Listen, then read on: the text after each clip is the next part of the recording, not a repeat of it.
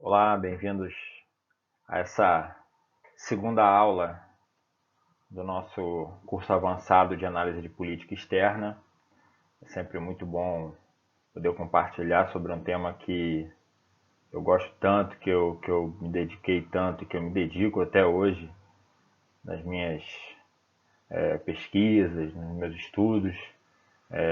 Política externa é algo realmente fascinante e a ideia é trazer um pouquinho de conhecimento, como vocês viram já na primeira aula, diferenciado, um pouco de teoria, um pouco de prática, um debate saudável sobre um tema que é bastante debatido na nossa área de relações internacionais, né? Então, vamos a essa segunda aula. Espero que vocês tenham gostado da primeira.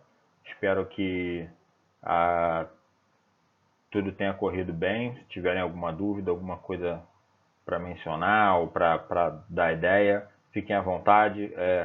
Os canais estão abertos para que vocês se comuniquem, para que vocês falem, tirem dúvidas, enfim, fiquem muito à vontade quanto a isso. Bom, aqui na nossa estrutura, como a gente já tinha visto na outra aula, estamos aqui na aula 2, né? Análises regionais, vamos falar sobre os BRICS. Eu gosto muito desse tema, foi o meu tema de monografia na graduação, foi meu tema também de TCC na pós-graduação, no Master, no MBA, na FGV. Então é um tema que eu gosto bastante, já palestrei, já dei aula sobre, é uma área que eu gosto bastante de falar e vou poder compartilhar um pouquinho com vocês aqui. Não vai ser uma aula sobre BRICS, vou falar sobre BRICS, mas fazer uma análise maior, algumas comparações. Acho que vai ser bastante interessante esse momento aqui. Bom, aqui o que a gente vai falar, obviamente a gente vai ter que dar uma passada rápida sobre a criação, o que é, os conceitos, o histórico do BRICS, né? O que eles já fizeram, o que já foi feito de política externa desses países ou desse conjunto de países. Falar um pouquinho dessa relação BRIC-BRICS, né? Que existe uma diferença, a gente vai ver isso. Vamos mostrar aqui algumas atuações que já aconteceram ao longo desse período recente aí. Vamos fazer esse questionamento, na verdade, esse pensamento, e aí eu preparei um slide comparativo com a União Europeia sobre política externa conjunta, se é que existe essa política externa conjunta dos BRICS, não existe, por quê, até onde vai, quais são os interesses, quais são as áreas, a gente vai tentar debater um pouquinho isso. E para finalizar, um estudo de caso que vai ser sobre a atuação dos BRICS depois da crise financeira de 2008. Foi um momento em que o mundo e principalmente os países emergentes, com destaque, obviamente, para os BRICS, tiveram um papel fundamental, um papel bem relevante no sistema internacional e com algumas atuações importantes. Bom, falando da criação dos BRICS, na verdade, foi a partir de inúmeros relatórios e estudos, principalmente do Goldman Sachs, que é uma instituição financeira internacional muito respeitada e tem como o seu economista-chefe à época, né? Não está mais no cargo, mas à época o Jim O'Neill, que era o economista-chefe do Goldman Sachs, a partir de vários estudos prospectivos, a partir de vários relatórios prospectivos, estudos de 20, 30, 40 anos à frente, passaram a entender que era preciso observar esse mundo pós-Guerra Fria, esse mundo início do século XXI e final do século XX de uma forma um pouco diferente, né? A gente vinha de um mundo totalmente bipolar, um mundo que você tinha uma noção Estados Unidos, União Soviética, depois essa realidade foi completamente alterada e começaram a se falar nas potências emergentes, né? Quem seriam os desafiantes, ou pelo menos aqueles que cresceriam mais nesse primeiro momento dessas primeiras décadas do século XXI. E a partir de vários estudos internos do Goldman Sachs, a partir de vários papers que foram publicados, o principal que eu destaco é esse número 99, que está disponível para vocês em PDF, que é Sonhando com os BRICS, Dreaming with BRICS, que é pensando esses 50 anos seguintes. Esse foi um paper lançado por volta de 2001, 2002, que está a data ali, acho que é 2003 na verdade, falando que o estudo começa um pouco antes, né? Então é um estudo que basicamente é de 2000 a 2050, falando sobre inúmeras questões, obviamente pelo Goldman Sachs ser uma instituição, ser um instituto financeiro, né, ligado à economia, tem uma pegada muito mais econômica na sua análise, mas não deixa a política de lado, e isso é que é legal, porque a gente pode ver que existe uma linha importante entre as duas áreas que foi levada em consideração para a criação, para a elaboração desses documentos. O Jim O'Neill, na verdade, foi chamado do pai dos BRICS, porque, na verdade, ele foi o líder da equipe, né, chefiou essa equipe de pesquisa interna e depois externou isso através desses papers. Então, ele acabou ficando com esse título de o criador dos BRICS, desse acrônimo, né, que estão relacionados às letras aos países Brasil, Rússia, Índia, China e posteriormente África do Sul. A gente vai entrar nesse ponto do porquê posteriormente mais à frente. A verdade é que foi compreendido que esses países estavam demonstrando algumas características que historicamente, junto com diversos outros fatores, demonstravam que havia um crescimento e uma solidificação da sua posição como potência emergente ou como Estado emergente no desenvolvimento do século XXI, que daria a esses países um papel de destaque com relação a outros estados, né? Então, por isso é que eles foram alçados a essa categoria de, vamos dizer assim, um padrão especial ou uma categoria especial de a potência das potências, né? Ou os emergentes, a potência emergente dentre todas, porque apresentavam essas características em diversos setores, em diversas áreas. Isso aqui é muito interessante. Apesar da pegada econômica, as áreas que foram analisadas são muito maiores e muito mais amplas, inclusive não só políticas internas e de política externa, mas também na área de questões culturais, questões de fronteira, defesa, situações de estabilidade democrática, liberdade de expressão. E isso foi uma coisa bem interessante e que o relatório, que todos os outros relatórios que vieram depois começaram a mencionar, e aí por aí vai inúmeras obras, inúmeros livros foram lançados, alguns especialistas que são amplamente conhecidos em relações internacionais. Eu cito um deles, que é o Oliver Stankel, que é da FGV, que é um cara que se especializou nesse assunto e é uma referência para a gente nisso aí. Então, esse uma breve explicação sobre esse histórico.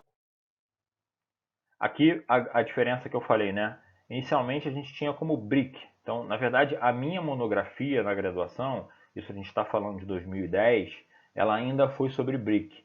O S, naquele primeiro momento, era apenas porque era mais de um país.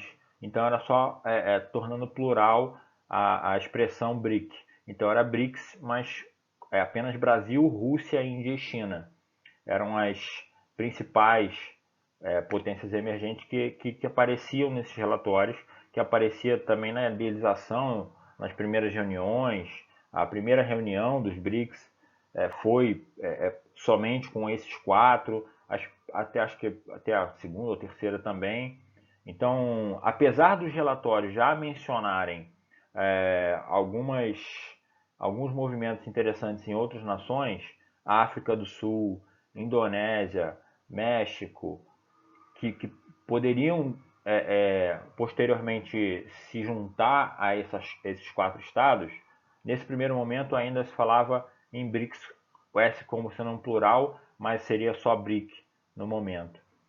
Que eram países que tinham, entre várias características, um crescimento econômico muito interessante, de forma escalonada e bem estruturada, questões políticas relativamente bem resolvidas, questões de fronteira, basicamente, entre os outros países, com um potencial de resolução ou de estabilidade maior, e países que tinham uma capacidade de sobreviver a uma crise econômica mundial com uma habilidade ou uma capacidade maior diante de outras nações. Obviamente que, como sendo um relatório econômico, levou-se muito em conta a evolução prospectiva, ou seja, a evolução futura dessas economias. Existem gráficos que mostram as economias em 2025 e 2050. Claro que isso tudo foi feito no início do século XXI, ou seja, a gente está falando aí algo entre 2003 e 2005, se estendendo um pouco mais até 2008 e 2009, que esses relatórios já mudaram muito, as realidades já mudaram muito, perdão, mas tudo indicava que esses quatro países estariam figurando entre as maiores economias do mundo. Claro que sempre houve um destaque, e ainda há, para a China, que vem demonstrando ao longo de bastante tempo uma estabilidade econômica fundamental para uma nação, para o estabelecimento de uma nação. Mas alguns destaques muito interessantes nos relatórios foram feitos a Brasil, a Rússia e a Índia também. Então eu recomendo que não seja desprezada a participação desses outros países, porque tiveram posicionamentos muito importantes dentro desses relatórios e tiveram muito destaque, inclusive com algumas obras, alguns livros, dando destaque ao Brasil, principalmente, por inúmeras razões. Então é bem legal assim dar uma pesquisada, quem gosta do tema, para ver também como era vista à época o desenvolvimento desses países. E alguns anos depois, isso a gente já está falando de 2012 mais ou menos, a África do Sul passou a integrar esse grupo, e aí sim o S passou de minúsculo a ser maiúsculo, e BRICS passou a ser Brasil, Rússia, Índia, China e África do Sul, o S sendo de South Africa, né? Então passou a integrar esse grupo por desenvolvimentos econômicos também, muito voltado para as relações chamadas relações Sul-Sul, que faz parte de uma política externa brasileira, que a gente vai ver em aulas posteriores, né? E passando a integrar esse grupo com uma força maior e tendo uma representação na África. Um ponto importante para a gente falar dessa análise regional, se é que a gente pode chamar de regional, apesar de não estarem na mesma região do globo, ou não serem todos fronteiriços, com exceção dos três asiáticos, a gente tem um argumento muito importante sobre, depois da Guerra Fria, o crescimento de alguns chamados custos internacionais ou custo do sistema internacional, a manutenção do sistema internacional, da manutenção da paz, a manutenção da estabilidade econômica, da estabilidade política, a manutenção dos organismos que já haviam sido criados já desde lá da Segunda Guerra, toda a estrutura ONU, todas as unidades de fomento.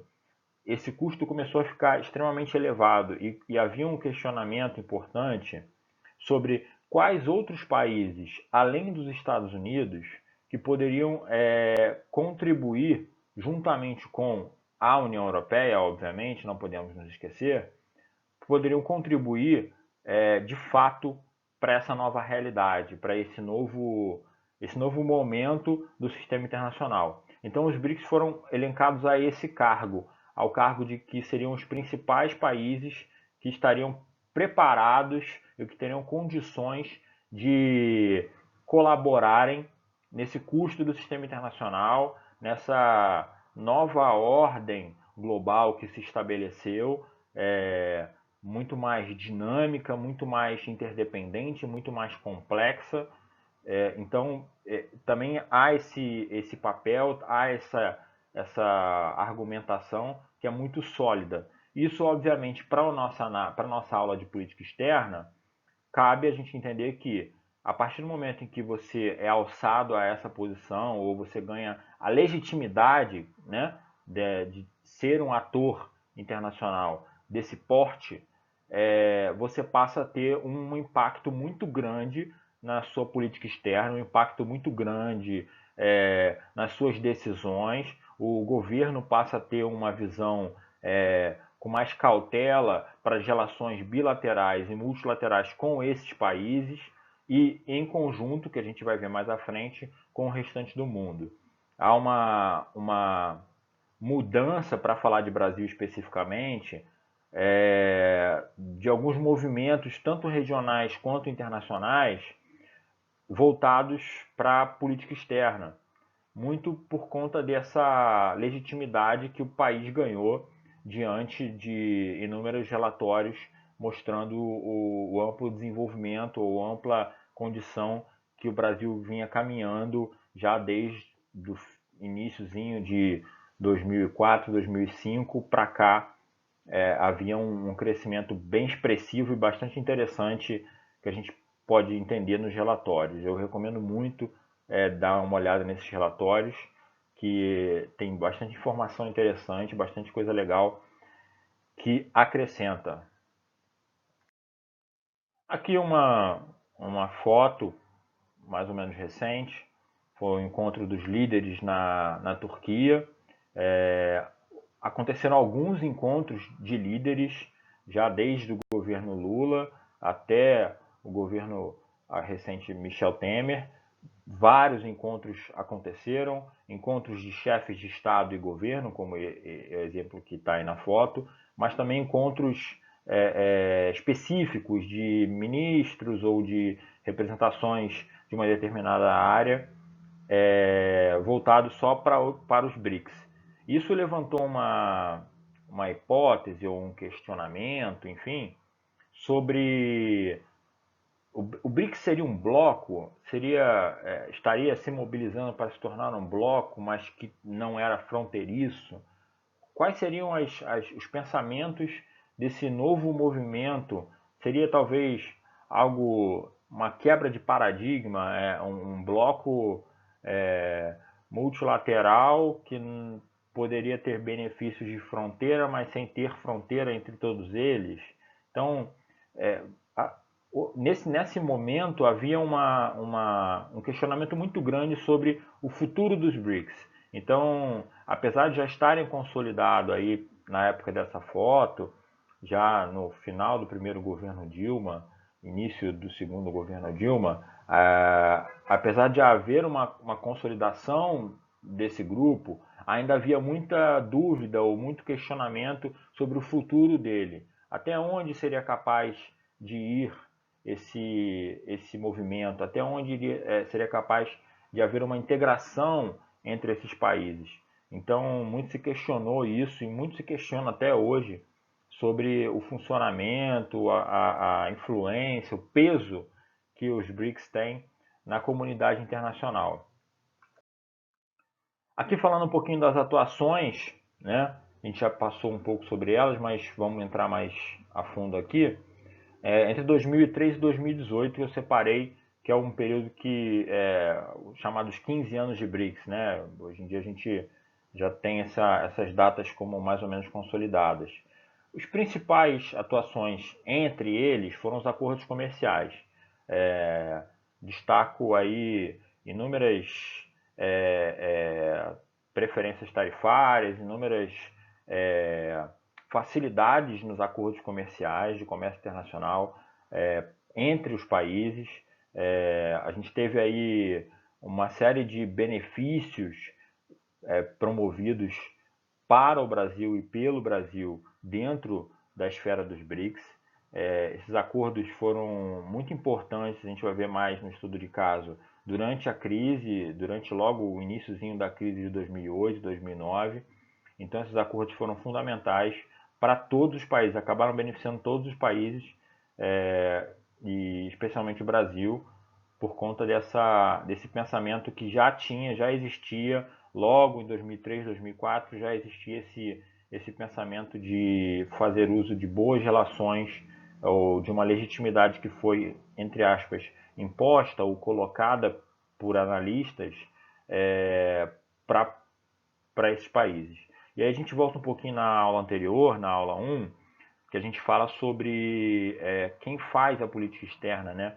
E aí a gente vê um grupo sendo criado, sendo alçado a um patamar que, entre aspas, obriga, né, ou que coloca eles numa condição de modificar ou alterar, enfim, a sua política externa, mas que veio não de um Estado, não da ONU, não de uma organização internacional, mas veio de um grupo financeiro, um grupo de estudos econômicos muito ligado a questões prospectivas, ligado a questões de pensamento futuro. Então, percebam como nem sempre a política externa está 100% conectada à questão de Estado. E às vezes ela pode sofrer influência também de fora. Então, às vezes, a política externa de um Estado pode ser altamente influenciada, assim como influenciar também, claro, mas pode ser muito influenciada por empresas, por institutos financeiros, grandes nomes, pensadores, que podem dar legitimidade para alguma coisa que não estava tão clara, ou pelo menos não estava tão bem estudada para outras pessoas. E isso acaba determinando rumos de política externa e que são muito importantes.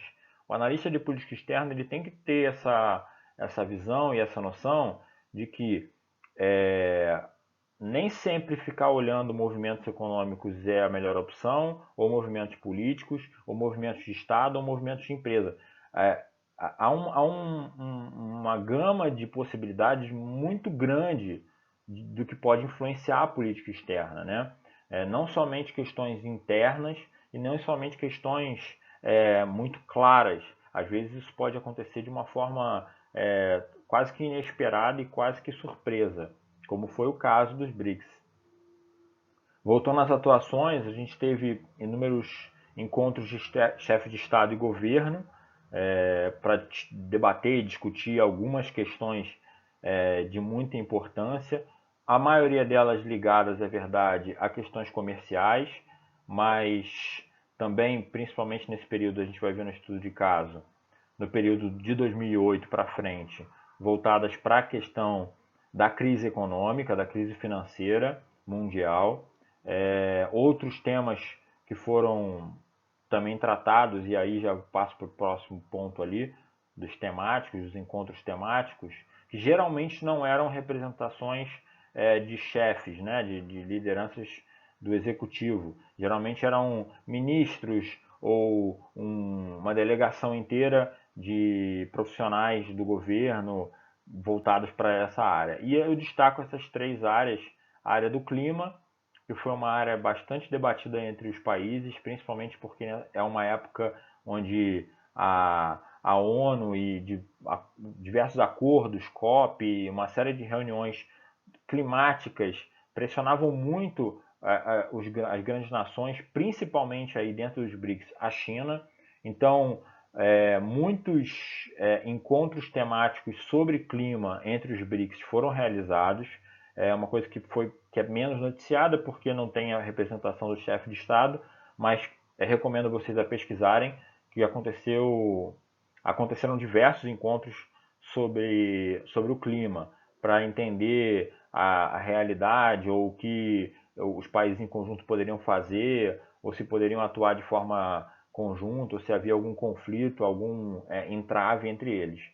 Também defesa e segurança, a gente teve aí um posicionamento até conflitante entre principalmente Rússia e China e Índia por questões regionais, né? Obviamente estão ali dividindo fronteiras, há um interesse e uma preocupação maior, mas o Brasil também teve uma participação muito importante como sendo mediador de uma série de acordos, uma série de situações que ocorreram e que os BRICS atuaram em conjunto para resolver, para solucionar.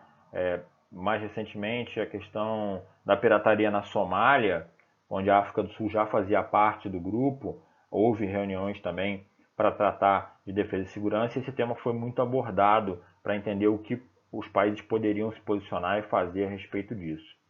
E claro, economia, um tema sempre de suma importância nas relações internacionais, suma importância para os BRICS, afinal foram alçados a essa condição por conta das suas economias, por conta daquilo que apresentavam e dos estudos futuros que eram feitos sobre as suas economias, e isso demandou também vários encontros voltados para o debate econômico, seja ele de modelo, seja ele de técnicas, enfim, mas voltados para a economia. E isso gerou, obviamente, muitas ações de um fortalecimento multilateral. Então, os países passaram a ser vistos atuando muito mais numa direção conjunta do que numa direção contrária, ou do que sozinhos. E isso começou a interessar muito a comunidade internacional, começou a gerar muito interesse de pesquisadores, de acadêmicos, de estudiosos, assim como dos outros líderes, dos outros estados, de outros players e dos outros atores internacionais, acerca dessa boa relação que esses países começaram a criar. Aqui já falando um pouquinho do que de política externa conjunta, né? Com esse fortalecimento político multilateral, obviamente que há uma confluência de interesses e de propostas voltados para a política externa, né? Então, apesar de economia, tudo isso está ligado à política externa, tudo isso ser um pedaço da política externa, algumas questões foram tratadas com uma outra visão com relação aos BRICS. Eu faço a comparação com a União Europeia porque isso foi o que foi amplamente debatido. A União Europeia ela pode ter todos os seus problemas, mas sem dúvida nenhuma, para as relações internacionais, ela é o exemplo de um sistema de bloco regional, ou um sistema de regionalização institucionalizada bem sucedida. Por mais que tenha seus problemas, ela alcançou níveis que na literatura, na teoria, são considerados níveis elevados de integração. Então, a integração regional da União Europeia é, sem dúvida nenhuma, um exemplo. E aí muito se falou sobre se os BRICS teriam esse potencial, ou se era objetivo, não era. E eu trouxe uma comparação aqui breve sobre alguns pontos para debater com vocês. Primeiramente, o objetivo, o caráter de soberania. Na União Europeia há a questão da supranacionalidade, ou seja, os países, apesar de terem a sua autonomia respeitada e a sua soberania respeitada, há um parlamento europeu, há uma decisão conjunta e nem sempre um país, um Estado, está amplamente satisfeito com a decisão que é tomada pelo grupo, pela União. Então, há uma tendência da União Europeia desse caráter supranacional, o que já não acontece com os BRICS. Há um respeito à soberania nacional e não há uma tentativa, ou pelo menos nunca se mencionou, já até se cogitou isso, mas acabou indo por água abaixo, acabou não indo à frente, sobre a soberania nacional. Se até que ponto poderia haver uma intervenção ou uma decisão conjunta ou que afetasse a todos de forma igual. Então, sempre houve essa diferenciação. O ponto importante falando sobre economia, que a União Europeia sempre teve a ideia de criar um espaço comum, né? Gerar identidade, muito preocupada com isso, sempre desde o seu início, a ideia de quebrar fronteiras, né? Um espaço comum. O BRICS já teve um foco maior no seu desenvolvimento econômico de médio e longo prazo, nem tanto objetivando criar uma identidade comum, ou até por uma questão geográfica de criar um espaço comum, nunca foi o objetivo dos BRICS. Esse ponto eu acho muito legal sobre os temas sensíveis, né? Na União Europeia a gente tem uma tradição de que os temas sensíveis são respeitados, mas sempre há uma crítica sobre até onde pode ser não respeitado, mas até onde pode ser levado em conta esses temas sensíveis. Por exemplo, as políticas agrícolas na França. Muitas vezes, para alguns acordos comerciais, a França entende que isso é um tema muito sensível para ela e não é interessante a União Europeia decidir sobre isso. Então, há um respeito, apesar de haver críticas de outros países porque poderia estar prejudicando o objetivo comum da União Europeia e o caráter de supranacionalidade, de espaço comum. Então sempre acontecem esses temas sensíveis, migrações, questões culturais, sempre são alçadas a esses temas sensíveis. Já no BRICS, esses temas simplesmente são deixados de lado. Não há uma preocupação tão grande quanto a isso, à exceção de algumas questões climáticas que aí afetam a comunidade internacional como um todo, mas não há uma interferência tão grande quanto há na União Europeia, por exemplo, com relação aos direitos humanos na Rússia ou na China, ou questões de relações político-militares da Rússia, ou questões internas brasileiras sobre caráter de desenvolvimento social ou corrupção. Então há uma certa uma não preocupação com esses temas sensíveis, né? Então não é muito para tratar sobre isso. Falando sobre a atuação conjunta, os BRICS basicamente se concentraram numa atuação conjunta dentro de fóruns internacionais. Então, sempre OMC, ONU, onde os BRICS se articulavam melhor para atuar de forma conjunta.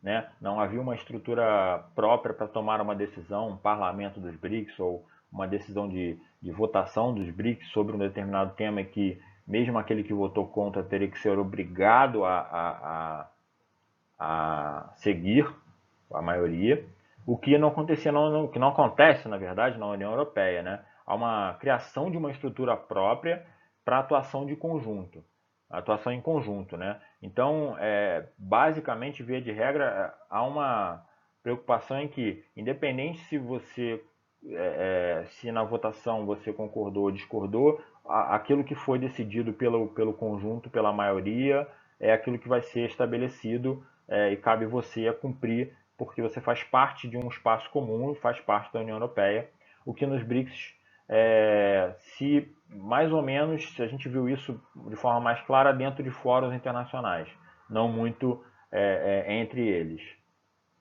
E falando de política externa, uma cartilha de política externa seria uma determinação sobre como atuar ou como atuar em conjunto em política externa. Os BRICS nunca tiveram uma preocupação grande em estabelecer essa cartilha ou estabelecer um conjunto de normas e regras sobre como atuar em política externa para determinados assuntos, que é o extremo oposto da União Europeia, que tem uma eterna busca por padrões, por estabelecer padrões na atuação da sua política externa, seja entre os Estados-membros, seja da União Europeia como um todo, em relação ao restante do mundo.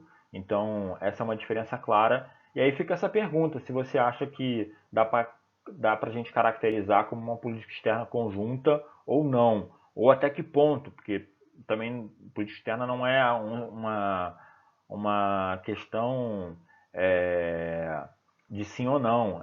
Existe um espectro muito grande de opiniões, de questões que podem ser levantadas no meio disso. Fica aí essa questão, fica aí essa reflexão para que você, através da leitura, da bibliografia, dos seus estudos que você já possa ter, você possa fazer a sua análise, e eu vou ficar muito feliz se você compartilhá-la comigo, compartilhar com a gente aqui, para que a gente possa debater, trocar uma ideia e, quem sabe, surgir novas visões sobre isso. Bom, já caminhando aqui para o nosso final, nosso estudo de caso, os BRICS depois da crise de 2008. Um breve histórico: a crise de 2008, a crise que quebrou basicamente os principais bancos de investimento nos Estados Unidos, no mundo. Foi uma crise realmente que gerou um impacto negativo muito grande para diversas estruturas, não só econômicas e financeiras, mas estruturas políticas, impactos sociais, impactos de desenvolvimento. Algumas nações, obviamente, foram mais prejudicadas que outras, e aí eu destaco o BRICS com as suas atuações logo após essa crise de 2008. Ainda não havia, nesse momento, apesar de estar ali BRICS, mas ainda não havia a África do Sul, então a gente considera Brasil, Rússia, Índia e China, tá? E os principais pontos que eu destaco desse estudo de caso que fez parte da minha monografia. A articulação de políticas econômicas foi algo muito importante para se entender até onde essa crise afetou Rússia e que poderia afetar também Brasil. Até onde China poderia atuar de uma forma para não ser tão afetada, que poderia também ser uma política adotada pela Índia. Então, havia essa articulação de troca de inteligência econômica, podemos dizer assim, para a adoção de políticas de proteção contra os efeitos da crise. Isso foi um fator positivo que ajudou muito os países a sentirem menos o peso da crise. É claro, a gente teve também as parcerias comerciais. Os Estados Unidos, numa situação que estava, acabou prejudicando muito as importações por lá, e isso afetou todos os outros países, e obviamente os 4 do BRICS tinham como os Estados Unidos como seu principal parceiro econômico. Então precisou que esses países encontrassem ali a sua complementariedade na sua balança comercial. Então, entender melhor, fazer um estudo mais aprofundado de como poderia ser substituída uma importação para os Estados Unidos, que estava comprando menos nesse momento, para uma importação entre esses países, talvez com uma preferência ou com um contrato beneficiado, para mitigar os efeitos dessa crise do comércio internacional. Então isso foi muito importante também para a balança comercial de diversos países, principalmente a brasileira, nesse momento. O compartilhamento de informações, a gente já falou das políticas econômicas, mas não só, também de questões sociais. A gente tem estudos dizendo que Índia adotou algumas políticas muito parecidas de desenvolvimento social que o Brasil adotou, como Bolsa Família, por exemplo, e outras políticas de desenvolvimento social. Então a gente viu que aconteceu realmente um grau de confiança entre esses países. China e Rússia tiveram uma aproximação interessante nesse compartilhamento de informações sobre inúmeras questões, principalmente relacionadas a conflitos regionais ali, a Rússia na região ali da Chechênia, a Ucrânia, a China com o Tibete, a questão da Índia com o Tibete também, perdão. Então, assim, havia uma preocupação muito grande entre os países de conversar, trocar informações e entender o que poderia ser adotado em um que já tinha sido adotado em outro, ou enfim, que poderia ser compartilhado. As práticas defensivas, a gente falou das parcerias comerciais. Dentro da OMC isso foi amplamente discutido e os BRICS tiveram uma atuação muito importante dentro da OMC, principalmente o Brasil. Mais uma vez, destaco o nosso país, porque dentro da OMC foi fundamental a atuação brasileira junto com os outros membros do BRICS para criar um conjunto de atuações para se proteger de práticas de antitrust, práticas protecionistas agressivas para questões, práticas muito agressivas de protecionismo para questões dos mercados mais afetados ali naquele momento. Então a OMC foi um fórum que o BRIC, os BRICS, né, atuaram com uma relevância muito importante. E dentro do G20, e aí que já é um desdobramento do que aconteceu na OMC, a articulação dentro do G20, na verdade o G20, alguns autores, algumas literaturas colocam o G20 como uma grande pressão, criado por uma grande pressão dos BRICS, que entendiam que G7, G8 não era mais interessante, principalmente depois da crise, que não havia mais o interesse dessas nações em se preocupar com o restante do mundo, porque elas estavam sendo muito afetadas pela crise. Então o G20 passou a ser o grande fórum de debate das economias mundiais. E as 20 economias mundiais, essa pressão na comunidade internacional para se articular e criar esse G20, o G20, né, e as atuações dentro dele, é muito fruto do conjunto de políticas fomentadas pelos BRICS. Então a criação do G20 é muito creditada na conta das atuações do BRICS. A gente já falou também disso, da elevação da complementariedade comercial, sobre a questão da crise, né? Obviamente, os Estados Unidos comprando menos, os países tiveram que procurar ali nas suas balanças comerciais, nas suas pautas comerciais, onde poderiam mitigar isso. E a proteção mútua no câmbio financeiro. Isso foi muito importante. Eu não sou nenhum economista, não é a minha área de atuação, mas apenas como pesquisa.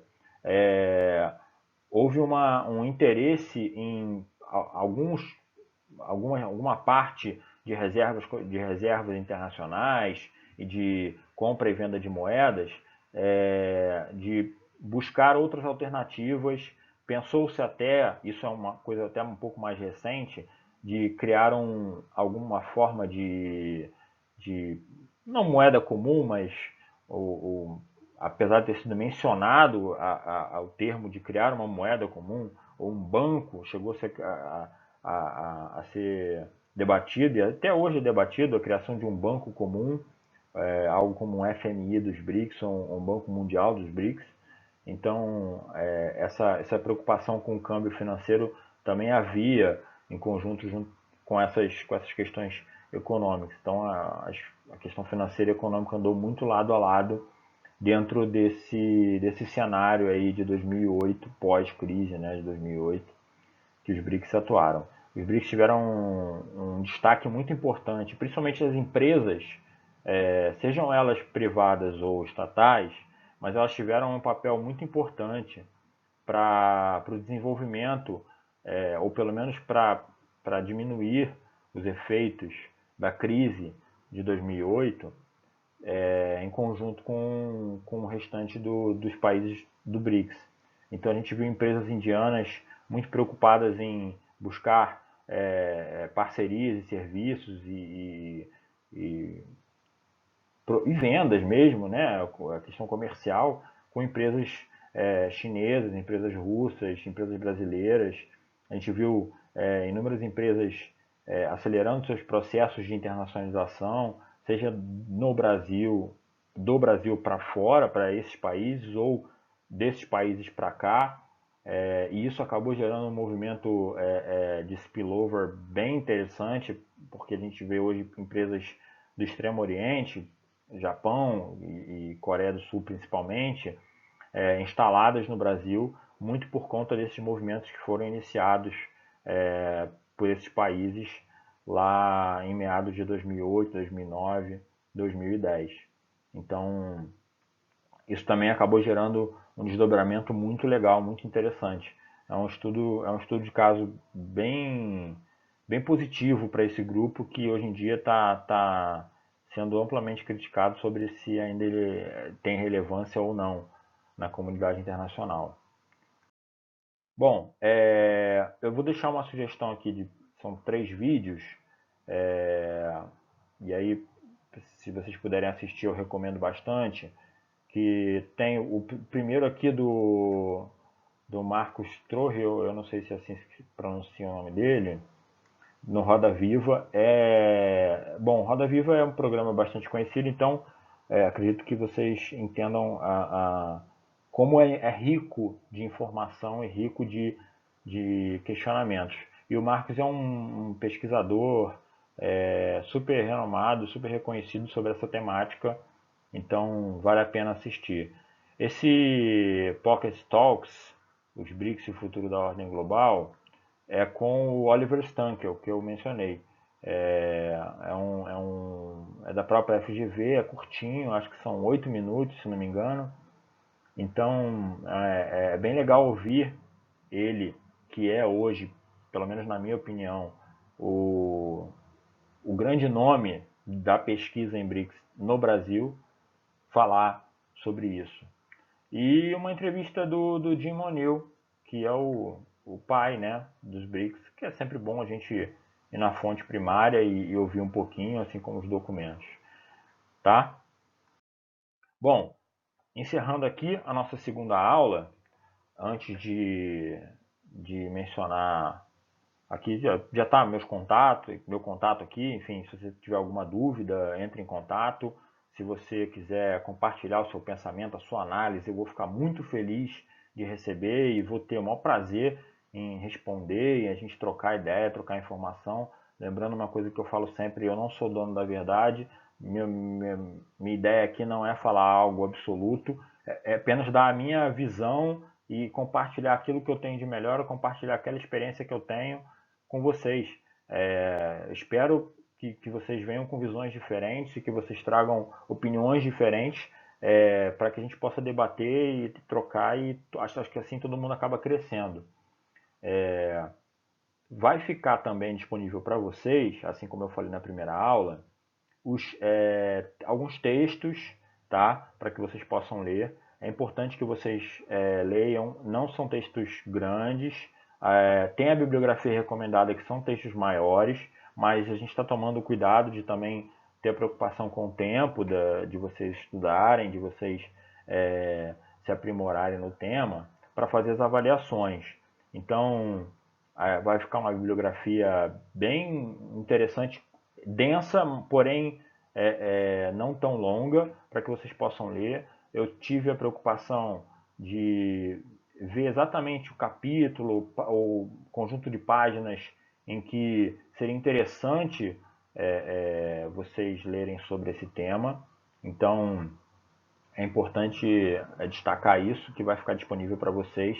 E também esses documentos voltados sobre os BRICS, se você tiver mais interesse, quiser alguma informação a mais, de repente é o seu tema de pesquisa, de repente já foi o seu tema de pesquisa, ou você quer continuar, ou você está no mestrado, doutorado, enfim, ou vai fazer uma pós, ou está cursando Relações Internacionais e pensa em escrever sobre isso, manda um e-mail para mim, eu tenho muito material mesmo que fala sobre inúmeras questões dos BRICS e eu acho que vai ser muito proveitoso trocar isso com vocês, tá bom? Então fica aqui o meu muito obrigado por mais essa aula, essa foi a segunda aula.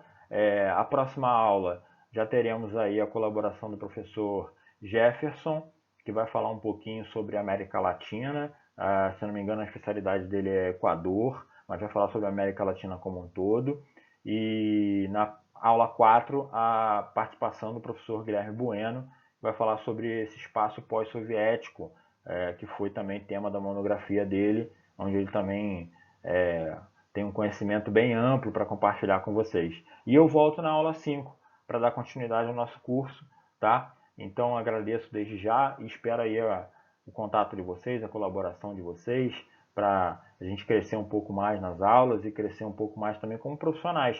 Afinal de contas, esse é o objetivo do Conde 2019, esse é o objetivo das relações internacionais e é o meu objetivo também, aprender com vocês e poder adquirir um pouquinho mais de informação, um pouquinho mais de conhecimento, porque eu acho que a gente tem mais aqui compartilhar. Tá bom? Meu muito obrigado por essa aula. Agradeço vocês. Meu encontro com vocês será na aula 5. Então, até lá. O meu grande abraço. Fiquem com Deus. Tchau, tchau.